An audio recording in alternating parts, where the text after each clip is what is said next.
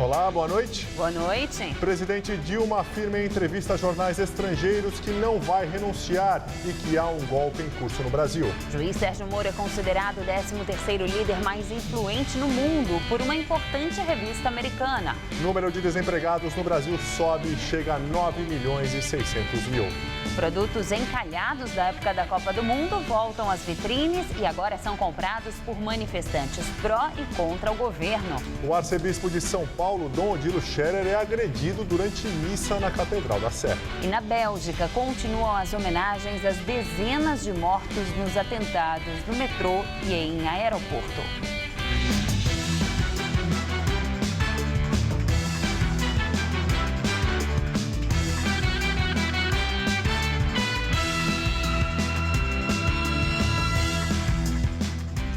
As reclamações de quem tenta recarregar ou comprar o bilhete único na cidade de São Paulo são muitas e frequentes. Além dos equipamentos quebrados, tem máquina que engole o dinheiro e quem fica no prejuízo é o usuário.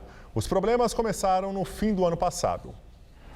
Na estação Marechal Deodoro, na linha vermelha do metrô, a máquina de autoatendimento para recarga do bilhete único funciona, mas existe apenas um equipamento, o que gera filas em horários de pico. Na estação Barra Funda, também na linha vermelha, são 4, mas 2 estão desligadas. Flagramos, inclusive, um técnico fazendo manutenção e a fila só aumentando. Geralmente eu tenho um guichê só funcionando, os outros estão quebrados. Aí eu parei, eu carrego em banca de jornal agora, não carrego mais em maquininha. Na estação São Joaquim, na linha azul, a única máquina que tem não aceita dinheiro. Mas não há um aviso e a pessoa só descobre depois de enfrentar a fila. Daí o jeito é encarar mais fila, a da bilheteria do metrô. É meio complicado, né? Porque a gente acaba pegando uma fila, que no momento agora está tranquila, mas tem períodos onde a fila é muito comprida e a gente acaba gastando meia hora, 40 minutos. Eu acho que é muito uma falta de infraestrutura, né? Porque numa cidade tão grande, com essa implementação dessa nova máquina, ela não está dando tanta funcionalidade quanto a de antes, né? E ainda pode piorar quando a máquina aceita a cédula, mas simplesmente engole o dinheiro e não efetua a recarga. Eu dei R$5 e estou tentando recuperar esse dinheiro junto à empresa. Complicado. O que eles falam? Deu ocupado, estou tentando novamente ligar.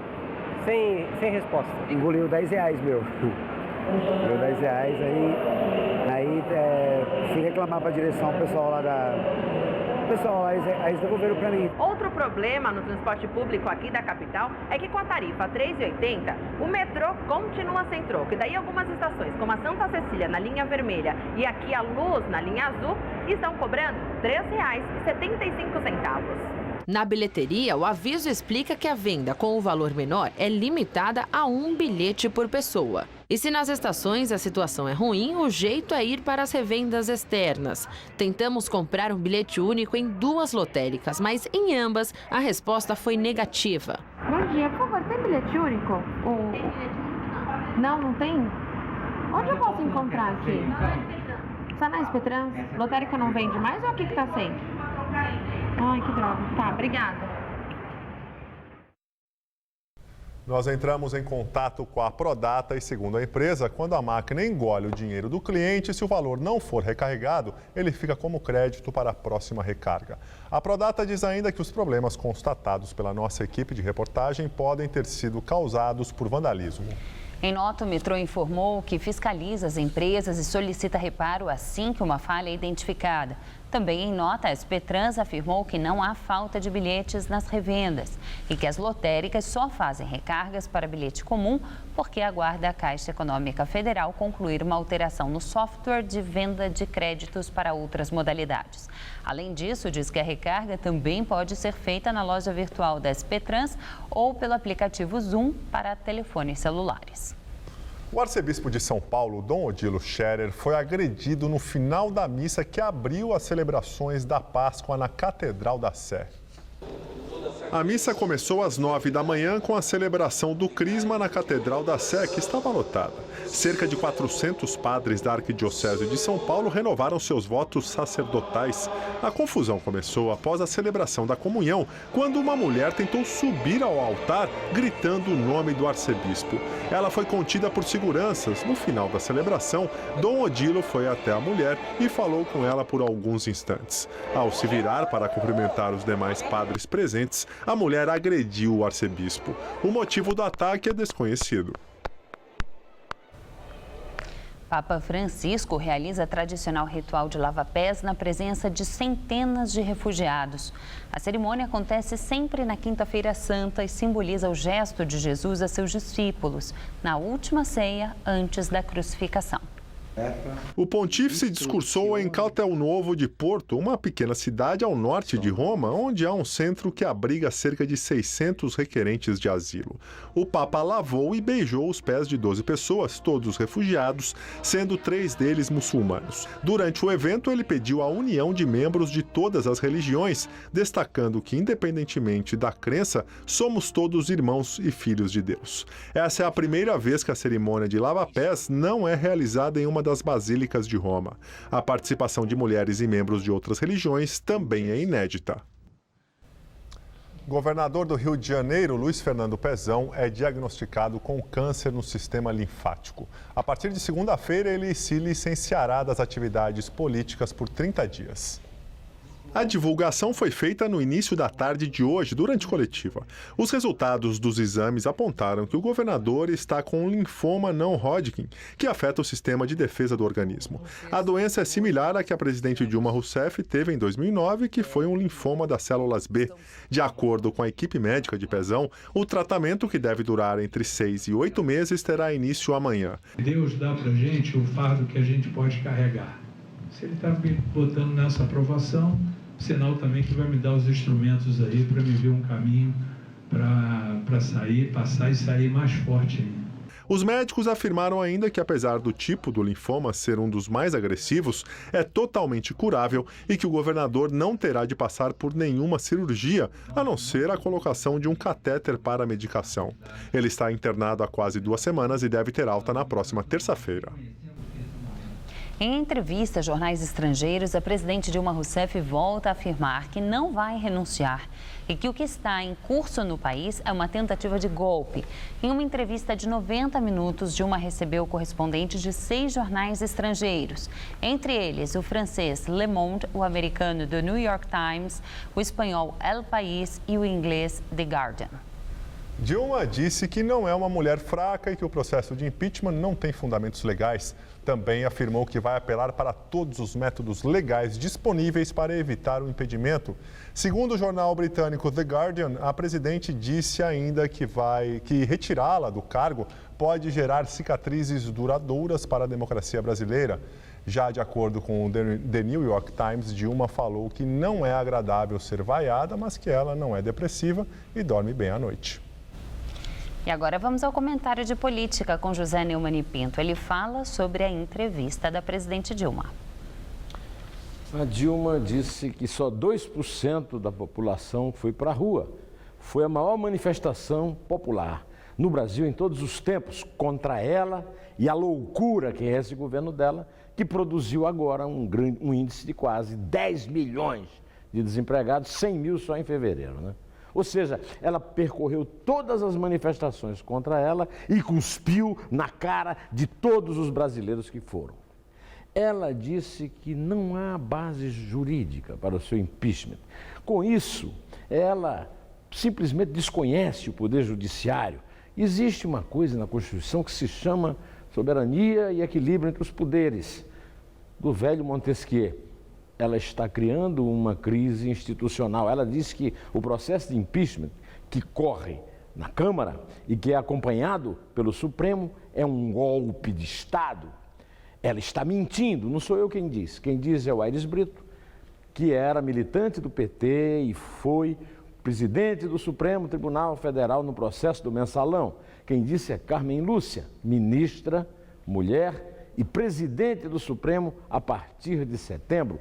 Dias Toffoli, que foi advogado do PT, é presidente do Tribunal Superior Eleitoral e também disse que não é golpe, porque não é. A Dilma tem todo o direito de dar a opinião que ela quiser. Lá na cozinha do Palácio da Alvorada, reunir a imprensa internacional para mentir, cuspir nas instituições e na vontade do povo brasileiro e contar todas essas alucinações que ela conta no Palácio do Planalto, que ela usa como se fosse um boteco pé sujo ou um piquete em porta de fábrica, isso ela não pode fazer, porque ela está desmoralizando o Estado Democrático de Direito que vive no Brasil e que depende do funcionamento normal das instituições. Se ela fica ou se ela sai, isso é outro problema. Eu acho, posso estar enganado, mas eu acho que ela não pensa isso tudo. Eu acho que ela está fazendo um discurso coerente com o projeto dela. Ela já sabe que caiu. Ela sabe que caiu e está se preparando para vender uma imagem de que ela é novamente vítima da direita, vítima dos fascistas, vítima da ditadura do judiciário.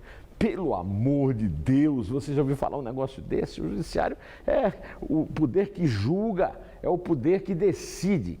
Aí ela sai, ou para a prisão, conforme indicam as últimas revelações das delações, ou talvez, quem sabe, para um hospício, e aí deixa de ser a incompetenta que gerou a maior crise econômica, a maior crise política, que agora está gerando uma crise institucional a partir de uma crise moral, e passa a ser a mártir do povo, que a quadrilha que trabalhou no desgoverno do Lula e dela assaltou e levou ao empobrecimento total. Eu sei que isso não é um caso de impeachment. Mas é um caso de internação, não é não? Pois é, eu volto na terça-feira, direto ao assunto. Até! Dias antes do PMDB decidir se rompe ou não com o governo, o Palácio do Planalto demite o presidente da Fundação Nacional de Saúde, Antônio Henrique de Carvalho Pires, indicado pelo vice-presidente Michel Temer. Para aliados de Temer, a exoneração foi considerada uma retaliação da presidente Dilma Rousseff por causa da decisão de manter a reunião do Diretório Nacional do PMDB para a próxima terça-feira, dia 29. Para essa data, está agendada a discussão e votação sobre o rompimento do PMDB com o governo. E o vice-presidente desistiu da viagem que faria a Portugal no início da próxima semana para um evento com o ministro Gilmar Mendes, do STF, e com os senadores Aécio Neves e José Serra, ambos do PSDB. Segundo a assessoria de Temer, a decisão foi tomada após um pedido do PMDB. O partido quer que o presidente da legenda comande as negociações em torno da reunião da próxima terça. Em época de crise, tem um setor que fatura muito com as manifestações, sejam elas pró ou contra o governo. As lojas do comércio popular em São Paulo aproveitaram para desovar os estoques de produtos que estão parados desde a Copa do Mundo. Já os camelôs ficam torcendo para ter protesto para engrossar o orçamento. Na Avenida Paulista, ambulantes têm apostado numa mercadoria que parece que está vendendo, mesmo quando não é dia de protesto. Tô levando 2. Para quem? Um para minha filha e um para mim. José já está inflando um boneco para deixar na mesa dele do escritório. Mas e o chefe, deixa? A empresa tem uma cultura de liberdade de expressão, a gente não deve ter problema com relação a isso. Gente vendendo é o que não falta. Nós contamos 5 ambulantes só em 2 quarteirões. O William reclama da concorrência e diz que a onda já passou. Foi como uma febre, entendeu? O pessoal se injuriou com ele, veio pra rua, aí tinha os bonecos, eles compraram para guardar de lembrança, né? Vende quantos por dia? Uns 30, 40 por dia. O preço varia bem, tem de 10 e de 20 reais, inclusive a versão feminina. Isso aqui é novidade, isso daqui. É? E qual vende mais? Sai mais é o do Lula. O pessoal procura mais? Procura mais. Adailton conta que votou no Lula, na Dilma, defende que ela termine o mandato, mas diz que negócios são à parte. Trabalhando na rua, vendendo. Se tiver um a favor dela, a gente vai vender o a favor também. A gente está aqui na manifestação contra, a gente está também a favor. Né? Eu sou neutro em relação a... O negócio é vender. O negócio é vender, faturar. Nas lojas do comércio popular, as cores da bandeira estão em destaque. Essa loja tirou do fundo do estoque a mercadoria que sobrou da Copa do Mundo. Olha só a corneta com a bola de futebol. Trouxe de volta para a prateleira o que ficaria encalhado até o próximo Mundial, não fosse o atual momento político. Tem chapéu com várias estampas, peruca verde e amarela, corneta, colar. Vânia gostou da mãozinha de papelão. Eu não tinha visto isso aqui, ó. Tá, já ajuda bem, né? É uma mãozinha que serve de abanador. Abanador e também para você xingar o que deve lá. Né? Já a bandeira do Brasil agrada sempre, qualquer que seja a posição política. Para quem é a favor da Dilma, contra, tudo. Todo mundo compra? Todo mundo compra. Nessa fase aqui ele tá me tirando da crise. Depois de colocar eu por tanto tempo na crise, agora tá tirando. Manifestantes contrários ao governo da presidente Dilma se mobilizam na Avenida Paulista, em frente ao prédio da Fiesp. E a repórter Carla Rodeiro acompanha e tem mais informações. Olha, o grupo, na verdade, um grupo que defende o afastamento da presidente Dilma permanece aqui em frente ao prédio da Fiesp, a Federação das Indústrias de São Paulo, já há uma semana. Eles se revezam em barracas, em 20 barracas montadas ali na calçada. E aí, de vez em quando, eles fazem manifestações aqui, tremulam bandeiras. Tem um grupo que permanece ali no canteiro central, de 4 ou 5 pessoas, que aí eles ostentam cartazes com dizeres a favor do juiz Moro, contra a presidente Dilma. E eu vi um cartaz novo agora há pouco que diz o seguinte: faxina nos 3 poderes já. E faz um trocadilho, no lugar de poderes está escrito podreres. Bem, o trânsito aqui na Avenida Paulista segue sem bloqueios. E lá no Largo da Batata, em Pinheiros, há um protesto a favor da presidente Dilma. Quem acompanha é o repórter Luciano Penteado. Luciano. Olha, Carla, esse grupo daqui saiu por volta das 6 da tarde do Largo da Batata e eles estão neste momento aqui na Avenida Brigadeiro Faria Lima, na Zona Sul, e o grupo ocupa todas as faixas da Faria Lima, incluindo o corredor de ônibus que tem aqui na avenida. Segundo os organizadores, são cerca de 25 mil pessoas. A Polícia Militar ainda não fez a contagem de quantas pessoas participam desta manifestação, que é a favor da presidente Dilma Rousseff e da democracia, como eles chamam, e também contra o que eles chamam de golpe contra o governo federal. Bem, eles, portanto, seguem pela Faria Lima, a Polícia Militar acompanha, até agora não foram registrados incidentes, eles gritam palavras de ordem a todo momento, participam deste ato integrantes do MTST, o Movimento dos Trabalhadores Sem Teto, e também integrantes da CUT, a Central Única dos Trabalhadores, estudantes, outros movimentos sindicais, todos unidos nesta causa. O trajeto deste protesto vai seguir aqui, depois da Faria Lima, pela Avenida Juscelino Kubitschek, também na Zona Sul, e o destino do grupo é a sede da Rede Globo, aqui de São Paulo. Voltamos ao estúdio.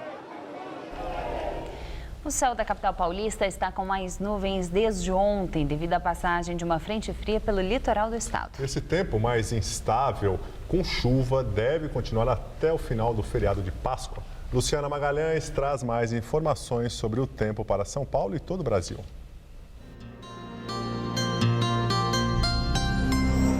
O feriado da Sexta-feira Santa terá chuva de norte a sul do país. E o sul será a região com os maiores volumes de chuva graças à passagem de uma frente fria associada a um sistema de baixa pressão que está sobre o Paraná. Assim, além da chuva forte e persistente, há risco de queda de granizo e possibilidade para alagamentos. No mapa, é possível ver na área escura que essa chuva chega até o Mato Grosso do Sul e ao sul do Mato Grosso. Chuva mais persistente, com céu mais carregado também no Triângulo Mineiro, na Grande Vitória e também no litoral entre o Maranhão e o Ceará, mas neste caso por causa da umidade vinda do mar.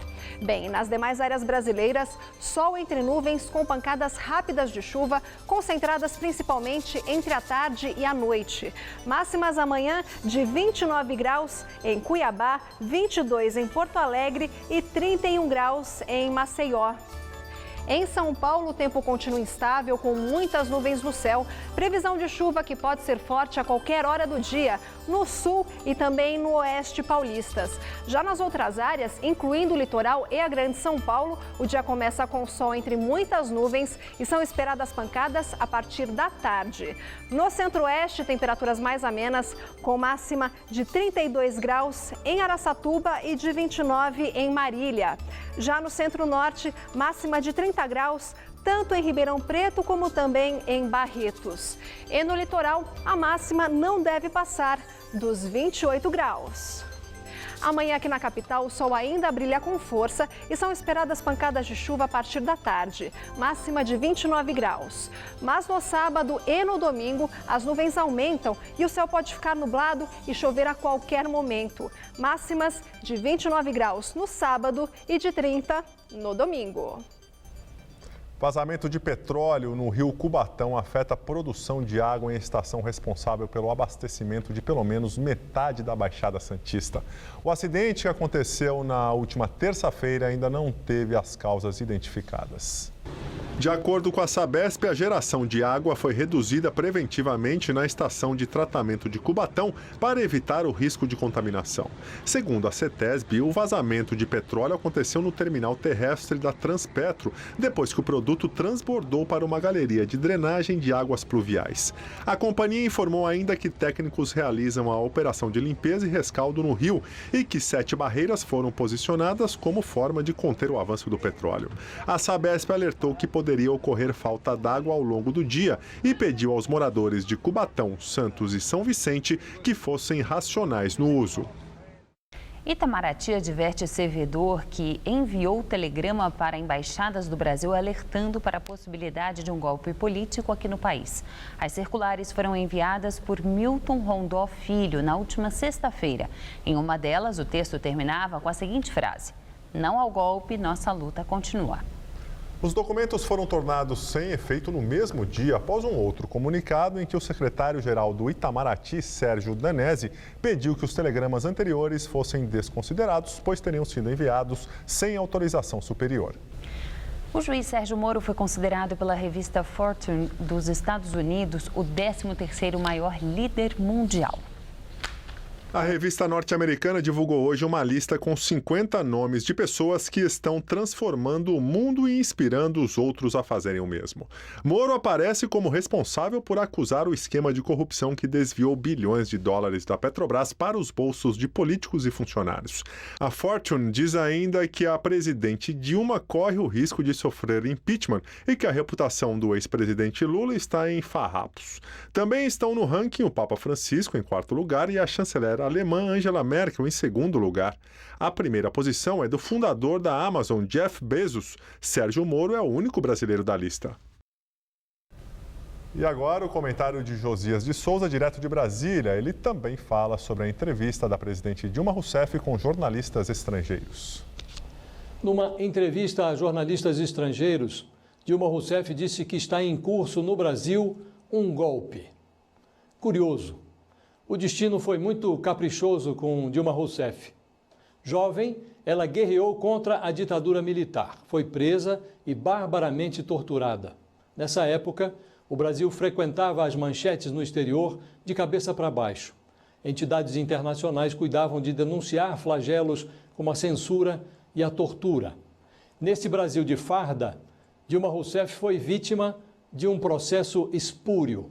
Ela foi condenada no STM, Superior Tribunal Militar, a 2 anos e 1 mês de cadeia.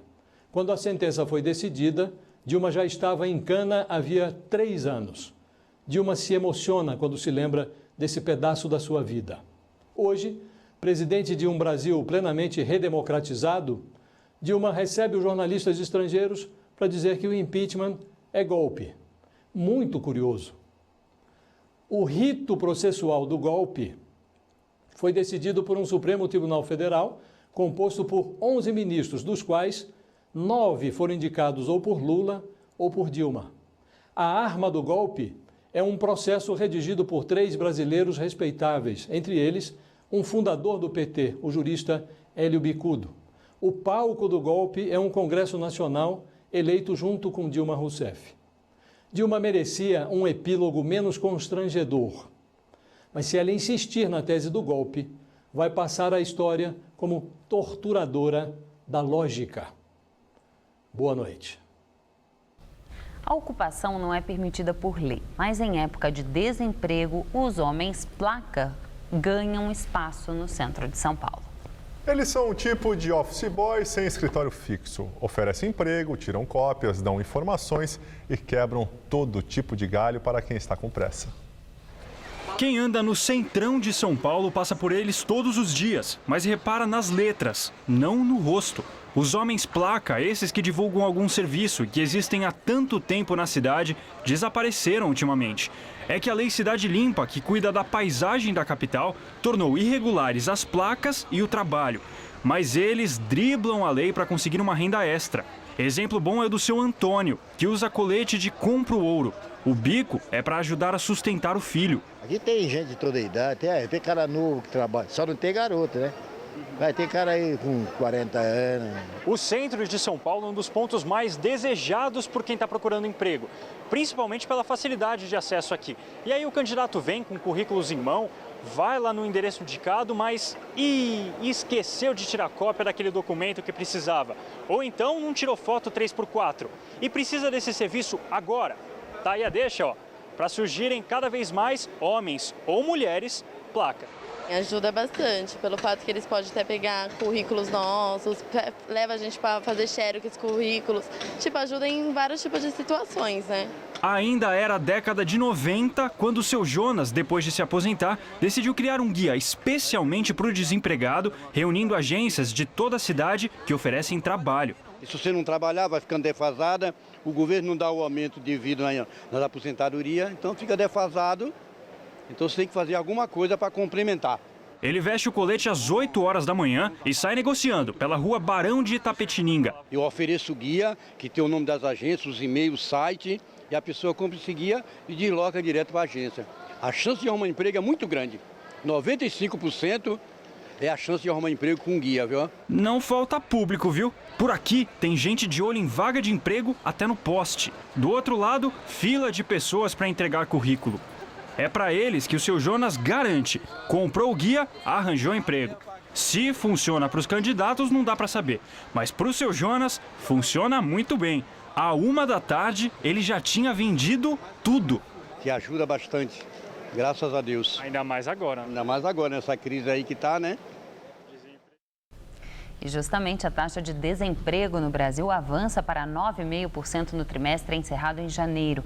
Segundo o IBGE, é o maior patamar da Pesquisa Nacional por Amostra de Domicílios Contínua, iniciada em 2012.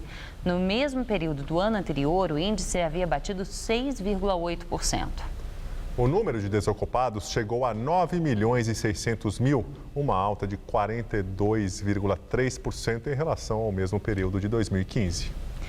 E agora vamos ao comentário de economia com Denise Campos de Toledo. Ela analisa os números do desemprego e a crise econômica. O mercado de trabalho está piorando nos vários aspectos. O desemprego está crescendo em ritmo mais acelerado que se previa. O corte de vagas com carteira assinada tem batido recordes. Há uma quantidade crescente de pessoas trabalhando por conta própria, sem direitos, com renda menor, sendo que o rendimento também está caindo muito porque, nas atuais condições do mercado de atividade, com quebradeira de empresas, diminui bastante o poder de barganha dos trabalhadores, dos sindicatos. A maior parte dos reajustes está vindo abaixo da inflação. E uma inflação ainda muito alta. A taxa de desemprego, que chegou a 9,5% no trimestre encerrado em janeiro, agora, em março, já deve estar em 2 dígitos. As projeções indicam que possa bater nos 12%. E não se tem no horizonte qualquer indicação de reversão dessa trajetória. O mercado de trabalho é sempre o último a reagir. Os empresários só voltam a contratar quando têm segurança da retomada de atividade e precisam mesmo contratar. Com a atividade em queda, a ociosidade aumenta muito. Então, mesmo que venha uma retomada, as empresas têm como segurar a situação por um bom tempo, sem precisar de mais mão de obra. O problema maior, claro, é que não se tem um horizonte, uma perspectiva de reação da economia. Isso hoje está muito atrelado à crise política. Só quando o país conseguir desatar esse nó na área política é que poderá cuidar melhor da economia. Enquanto isso não acontece, a crise econômica pode se aprofundar. O que está acontecendo com as contas públicas é um bom exemplo.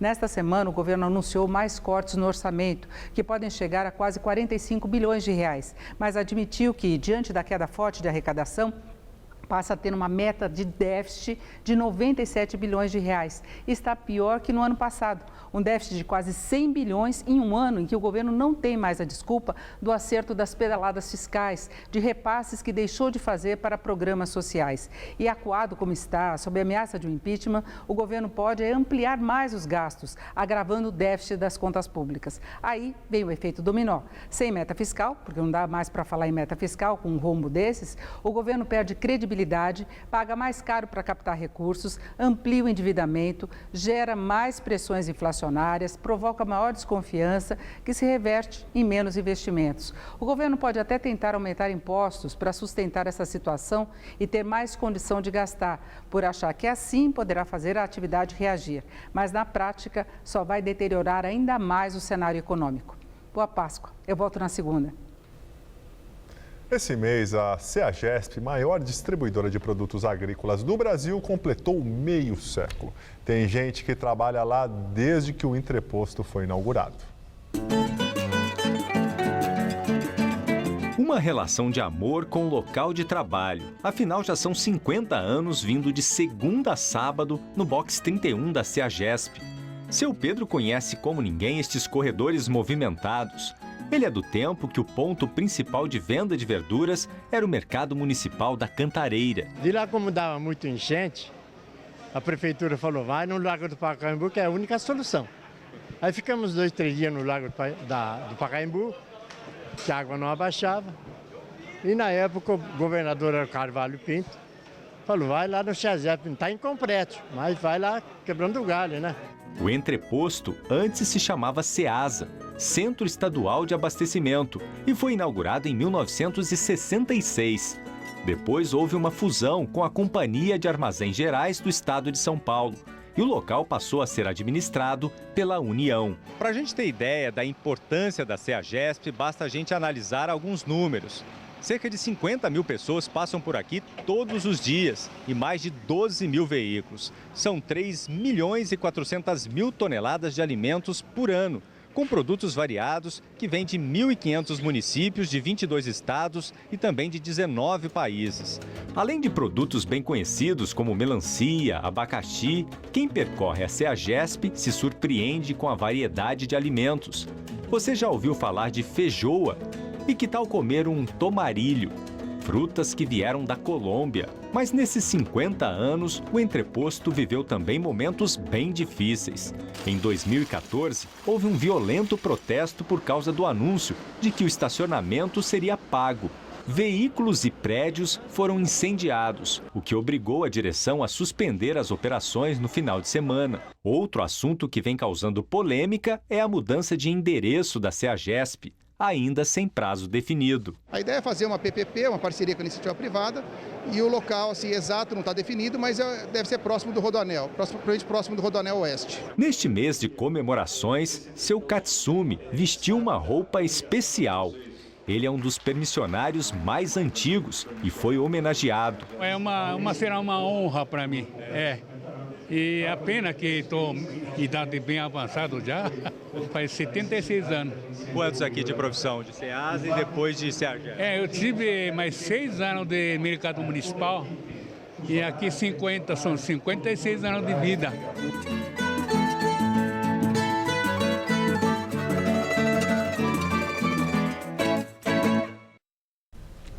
A Justiça de Portugal determinou que o operador financeiro Raul Schmidt Felipe Júnior, detido em Portugal durante a 25ª fase da Operação Lava Jato, continue preso durante todo o processo de extradição para o Brasil. Schmidt é brasileiro, mas tem cidadania portuguesa. Ele está foragido desde julho do ano passado. Ele estava foragido desde julho do ano passado, quando foi preso em Lisboa. O operador é suspeito de envolvimento no pagamento de propinas aos ex-diretores da Petrobras, Jorge Zelada, Renato Duque e Nestor Cerveró. Os três também foram presos na Operação Lava Jato. Para o Ministério Público, ele atuava junto a empresas internacionais para firmar contratos de exploração de plataformas da Petrobras.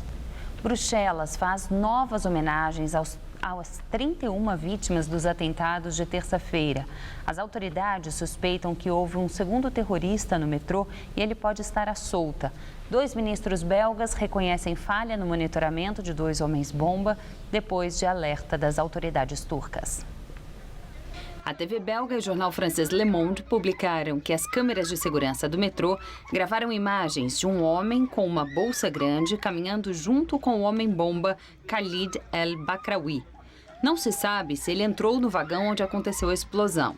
Ibrahim, irmão de Khalid, foi deportado da Turquia 2 vezes no ano passado. As autoridades turcas alertaram os europeus de que suspeitavam que Ibrahim fosse um militante do Estado Islâmico. Os ministros belgas da Justiça e do Interior ofereceram suas renúncias, reconhecendo falha no monitoramento do terrorista. A polícia está à procura de um terceiro homem filmado com 2 homens-bomba no aeroporto de Bruxelas. Os investigadores juntam evidências de que a mesma rede jihadista teve envolvimento nos ataques de novembro passado em Paris. Salah Abdeslam, o principal suspeito vivo dos ataques em Paris, preso na semana passada em Bruxelas, não vai mais contestar a extradição para a França. O advogado dele disse à imprensa que Abdeslam, que é um cidadão francês, quer voltar à França o mais depressa possível para se explicar. As homenagens em Bruxelas reúnem milhares de pessoas na Praça da Bolsa de Valores, que se transformou num memorial. O rei e a rainha da Bélgica participaram da cerimônia no parlamento. Ao lado de parlamentares, a realeza observou 1 minuto de silêncio em memória às 31 vítimas. Forças sírias apoiadas por jatos russos entram na cidade histórica de Palmira em batalha contra insurgentes do Estado Islâmico. O exército sírio divulgou imagens dos arredores de Palmira e da entrada dos soldados que teriam assumido o controle de um bairro. A retomada de Palmira seria o ganho mais importante do governo sírio desde o início da intervenção militar russa em setembro passado. Os militantes islâmicos radicais conquistaram a cidade há quase 1 ano para abrir uma rota entre a capital Damasco e a província de Der al-Zor, que fica no leste.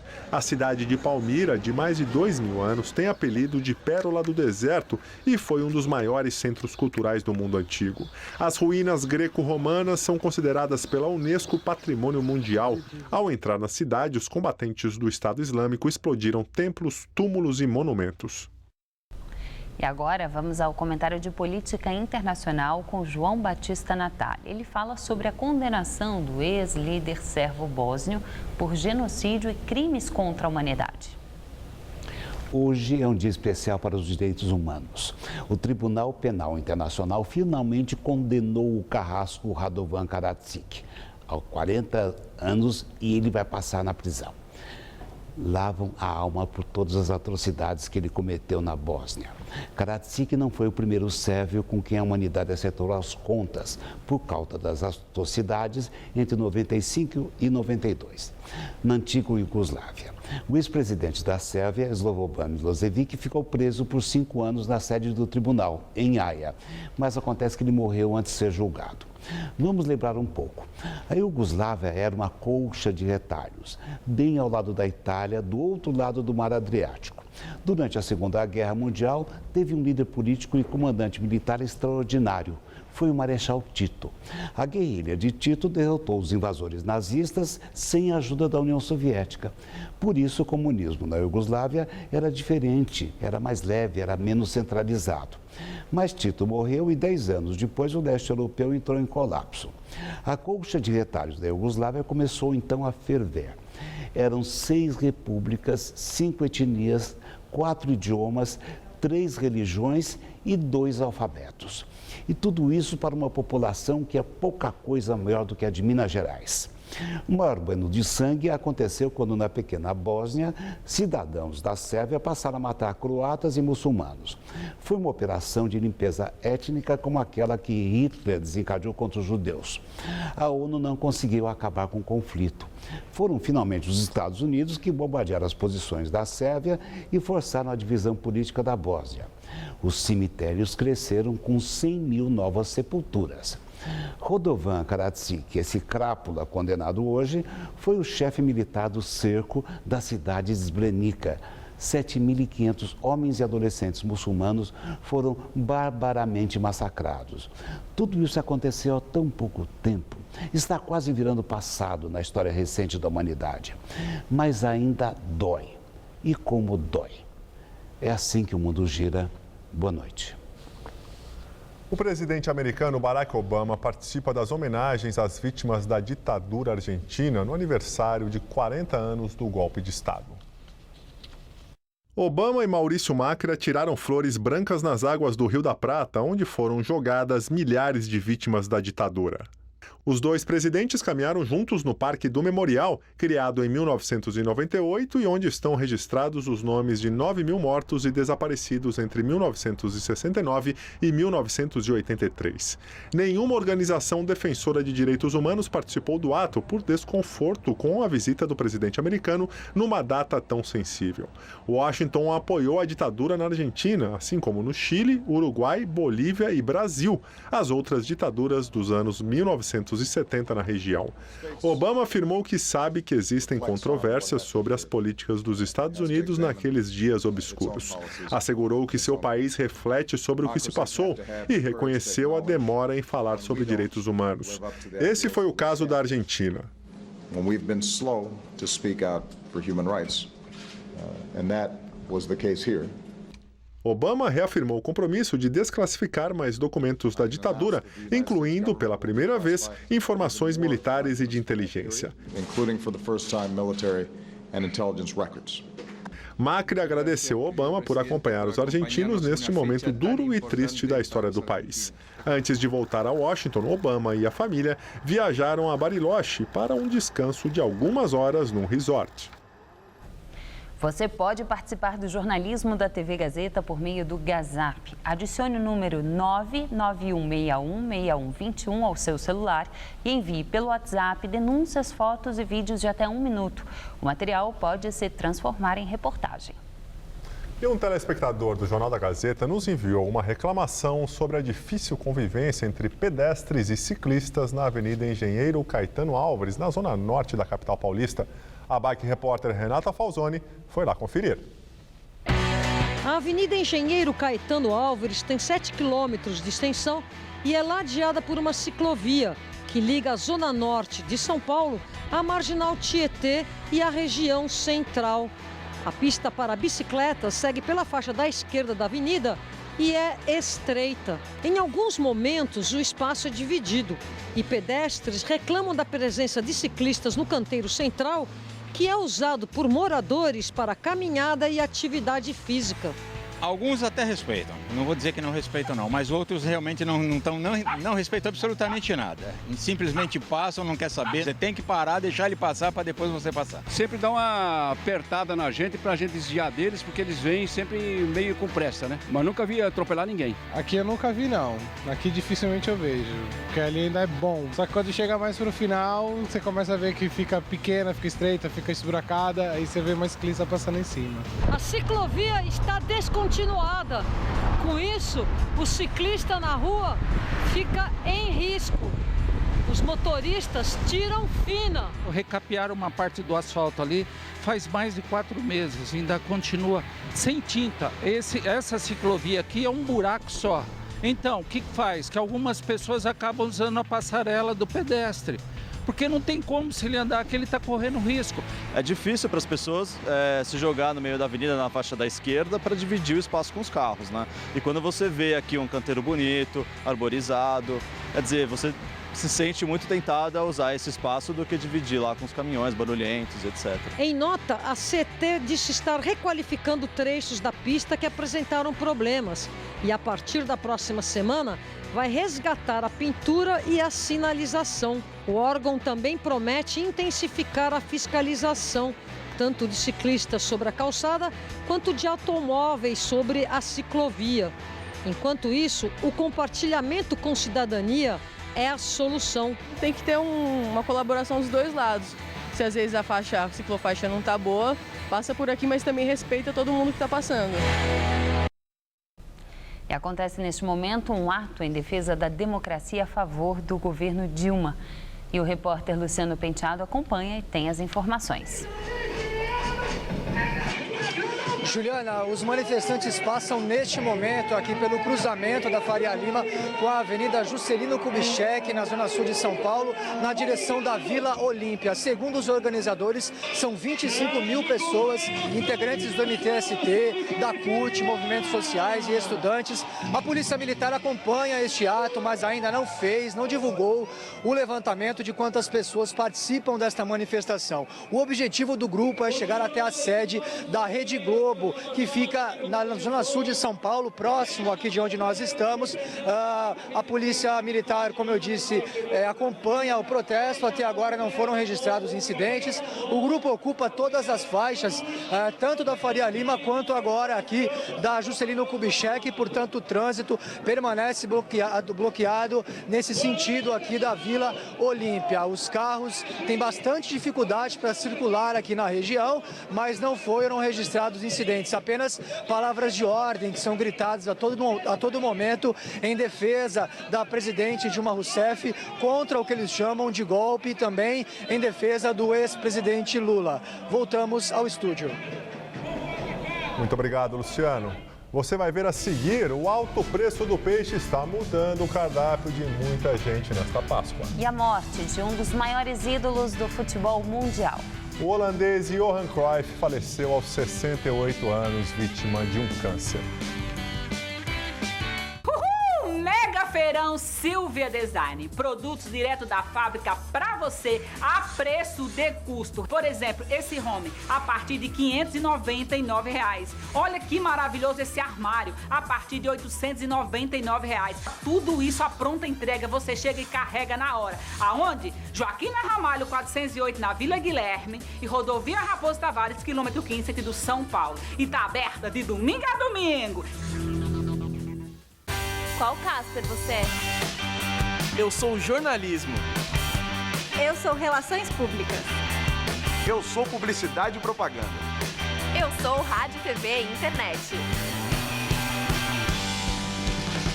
A minha Casper é comunicação. Aqui tem teoria, prática, oportunidade de estágio e a melhor localização. Essa é a minha Casper. Essa é a nossa Casper.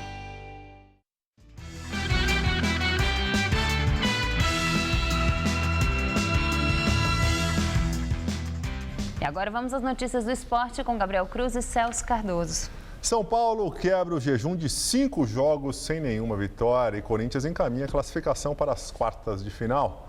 Muito boa noite, Celso Cardoso. Boa noite, Gabriel. Pois é, bem-vindo. E se o Água Santa não vencer o Novo Horizontino hoje, o jogo acontece às 9h30 da noite, o Corinthians já estará matematicamente classificado. A vitória sobre o São Bernardo ratificou o bom momento corintiano na temporada. Já o São Paulo finalmente conseguiu vencer no apagar das luzes, mas quebrou o incômodo jejum. Vamos aos gols. No estádio do Pacaembu, o São Paulo recebeu o Botafogo e o gol da vitória só saiu no finalzinho. Aos 44 do segundo tempo, Paulo Henrique Ganso deu um ótimo passe para Caleri, que tocou por cima do goleiro Neneca e marcou o único gol do jogo. Final São Paulo 1, Botafogo 0. O Corinthians visitou o São Bernardo e os gols aconteceram apenas no segundo tempo. Fagner bateu cruzado e Rodriguinho desviou para fazer 1-0. O mesmo Rodriguinho anotou o segundo do Corinthians, desta vez chutando forte de perna esquerda.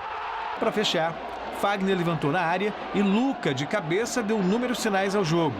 Corinthians 3, São Bernardo 0. O Palmeiras joga hoje em busca da primeira vitória sob o comando do técnico Cuca.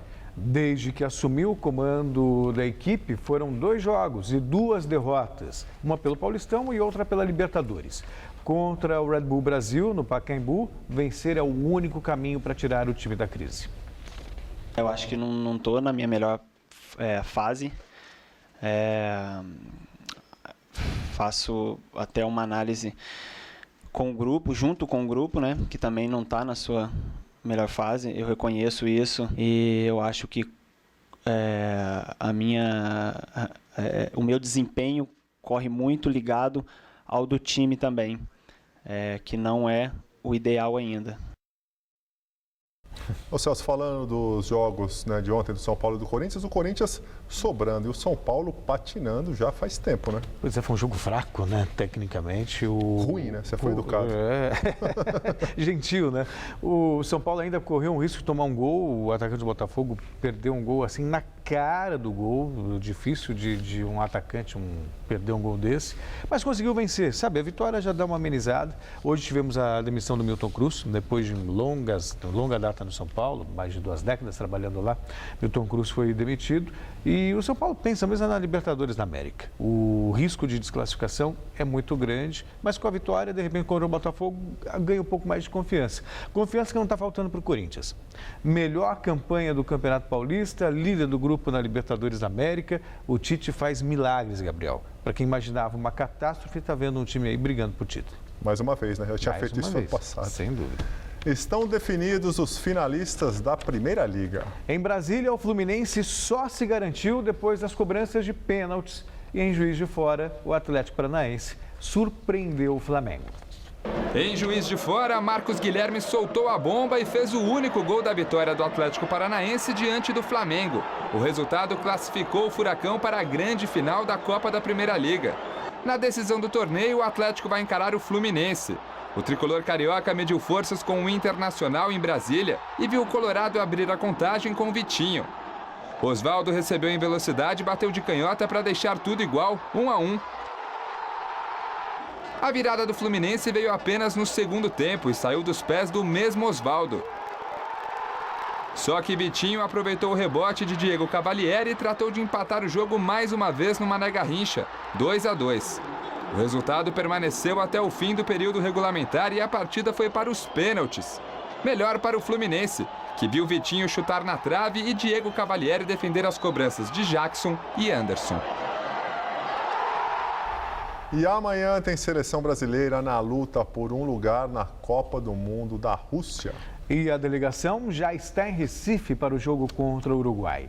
A seleção deixou a Granja Comari nesta manhã e chegou à tarde na capital pernambucana, onde foi recebida com muito carinho pela torcida local. Hoje à noite, daqui a pouco, os jogadores fazem o reconhecimento do gramado da Arena Pernambuco e Dunga deve comandar um treino com portões fechados. O treinador, inclusive, deve mandar a campo o time com Alisson, Daniel Alves, Miranda, Davi Luiz e Felipe Luiz, Luiz Gustavo, Fernandinho e Renato Augusto. E no ataque, William, Douglas Costa e Neymar. Não deixa de ser um belo ataque. E o futebol bem jogado, está de luto ao perder um dos principais jogadores da história do esporte. Johan Cruyff morreu aos 68 anos, vítima de um câncer no pulmão. Além de ser protagonista na Holanda dos anos 70, famosa pelo revolucionário sistema carrossel holandês, ele fez história também com as camisas do Ajax e do Barcelona. O mundo do futebol perdeu Johan Cruyff, mas gênios como ele são imortais. Os dribles, os gols e a inteligência extraordinária do maior jogador holandês de todos os tempos deixaram uma marca profunda e indelével na história do esporte mais popular do planeta. Mas Cruyff não foi gênio apenas dentro das 4 linhas. Logo após pendurar as chuteiras em 1984, Cruyff assumiu o comando técnico do Ajax, onde conquistou 2 títulos da Copa da Holanda e uma Recopa Europeia. Repetiu o caminho que fez como jogador e partiu para a Catalunha, onde mudou o status do Barcelona. Sob a tutela do holandês, o clube blaugrana deixou de ser uma potência regional e transformou-se em um dos times mais temidos e admirados do mundo, com 11 títulos em 8 anos, incluindo a primeira conquista do Barcelona na Liga dos Campeões da Europa na temporada 91-92. Mais do que conquistar praticamente tudo que disputou, Cruyff impôs o estilo de jogo que hoje é a marca registrada do time catalão. Johan Cruyff faleceu em Barcelona aos 68 anos, vítima de um câncer no pulmão. O cigarro foi o único adversário que não conseguiu driblar. Adeus, gênio. O panteão dos deuses da bola ganhou um reforço e tanto. Ô Celso, você acha que as seleções da Holanda, 74 e 78, junto com a do Brasil de 82, foram as mais injustiçadas, as que mais jogaram bem, mas acabaram não sendo campeãs? Acrescentaria a Hungria de 54 também. Essa eu não lembro. Não, eu também não, mas eu li muito a respeito. E o Cruyff era genial dentro de campo, né? Na Holanda você tinha o Rinus Michels, que era o gênio fora, que era o grande comandante, o treinador que criou o sistema, mas se não houvesse a inteligência por parte dos jogadores, esse esquema talvez não funcionasse. E era o grande líder e talvez o mais inteligente jogador da Holanda, Johan Cruyff, que depois também como técnico foi extremamente competente, fazendo um belíssimo trabalho no Barcelona. Mas como técnico parou cedo, relativamente cedo, Sim, né? parou cedo e tal. Aí eu me recordo que recentemente uma manchete de jornal aqui de São Paulo colocou assim, Johan Cruyff, desafeto de Neymar, e aí tinha um assunto. O cara tem uma baita história porque fez uma crítica para o Neymar e as pessoas lembravam só pela crítica do Neymar. Mas foi gênio, um dos maiores jogadores que o futebol já teve. Ficou na história. Valeu, Celso. Tchau, tchau. Boa noite, até amanhã. Juliana, é com você? O peixe é a comida mais tradicional da Semana Santa, mas os preços salgados estão provocando alterações no cardápio. Nessa época de Páscoa, muitos brasileiros têm aquela tradição de só comer carne branca ao invés da vermelha. Só que neste ano de 2016, essa tradição vai sair mais cara. É que os pescados, no geral, estão 12% mais caros neste ano em comparação com o ano passado. Só nesse mês de fevereiro, o índice CEAGESP mostrou que os pescados, no geral, subiram 1,36%. Para dar uma ideia na prática do que isso significa, o bacalhau, neste ano, está saindo R$ 55, R$ 60, chega até a custar R$ 65 o preço do bacalhau filé, que é o mais comum. No ano passado, custava ali R$ 45, R$ 50 o mesmo produto. Agora, o salmão, que é o peixe fresco mais consumido nessa época do ano, está saindo também R$ 45 o quilo. Foi um aumento de 9% em relação ao ano passado. Com os preços mais altos, o consumidor também fica mais seletivo na hora de escolher a carne. Por isso que os vendedores aqui do Mercadão da Lapa, onde a gente veio, dão algumas dicas. Na hora de comprar o peixe, tem que dar uma olhada ali na carne branca para ver se tem alguma mancha vermelha ou então pinta preta, porque isso é sinal de deterioração e de que, portanto, o peixe já não está mais tão bom quanto ele deveria estar. A primeira coisa é com a visão. O peixe está bonito? Está com um bom odor? Tranquilo. Páscoa e Natal são duas datas que não dá para passar sem. Se não tiver o bacalhau, pelo menos o peixe tem que ter. O Jornal da Gazeta termina aqui. A edição de hoje pode ser vista no site do Jornal da Gazeta. E nós voltaremos daqui a pouco em nossa edição das 10. Até já. Nos vemos lá. Até já.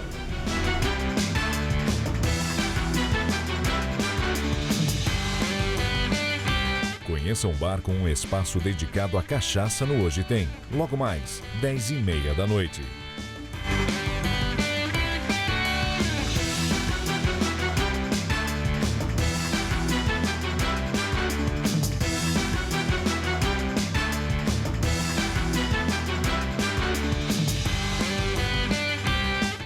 Jornal da Gazeta.